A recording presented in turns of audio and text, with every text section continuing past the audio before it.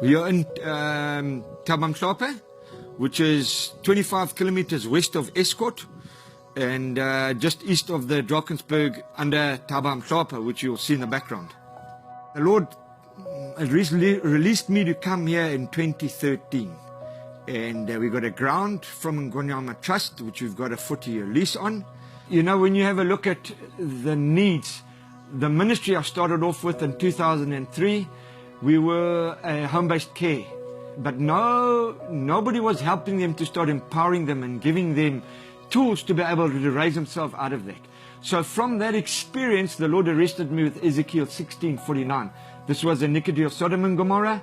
You had fullness of food, abundance of idleness, yet you never strengthened the hand of the weak and the needy. And that really challenged me to say, well, we cannot continue just to give and give and give. We actually need to help the people to get out of that dire straits of poverty.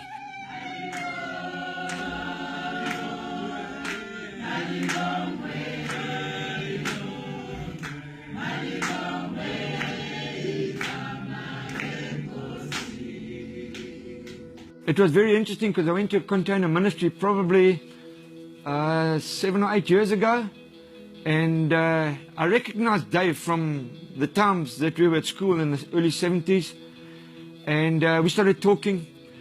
It was a really great meeting. I could see that he was someone who had a lot of energy and was deeply involved in his community, and followed his progress over the years, and we've become good friends, and it's been wonderful to see the progress in his ministry.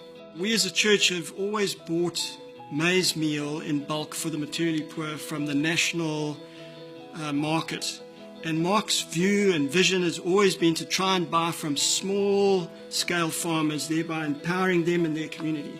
But it's always been impossible because there's three elements that have to happen simultaneously, and it seems impossible. So the farmers have to increase their market.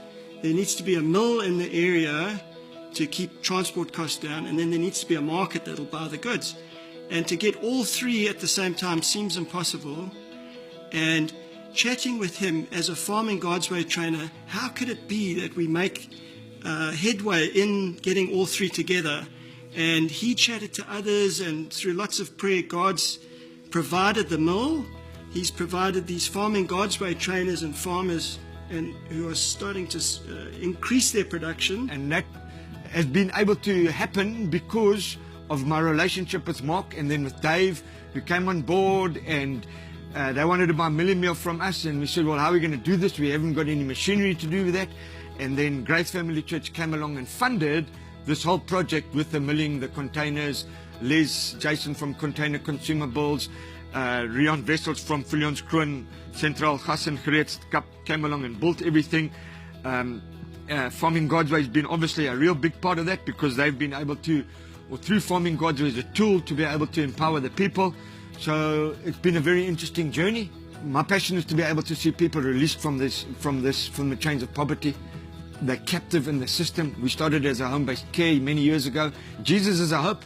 He's the hope of glory. So we want to be able to say, if you come to Jesus, He's going to empower you, but we also want to help you to get out of it physically by being able to do it. And as we know, there's a huge percentage of unemployment, and we got a slogan: pick up a hoe, get trained, produce food, start your own business. If you read Judges 6, the story of Gideon, and you read the opening verses of that, those people were all stuck in a poverty mentality. And with this, everybody coming together, with the economy being created within a poor rural area, we will be able to sell milling meal, we'll be able to procure milling meal, we'll be able to grow milling meal, we're wanting to mix it with soya. We'll be able to grow soya. Farmers can get the knowledge to be able to grow soya, non-GMO, so that it's good. It's up to the Lord to show us what next, where next, how next, and it's not just a local vision. There's a whole lot of people involved in this, and I would probably see all the role players coming together sometime to say, okay, what are we going to do next? This thing seems to be taken off, and that's what I would like to see, it spreading right throughout all the rural areas, and bring hope to people that even if they haven't got a grant, they can live without depending on anybody else. They can live from the inspiration from within, because at the moment everything's from without. So it's from within. We're trying to turn that poverty into mentality, and a mentality, I can do this through the help of God.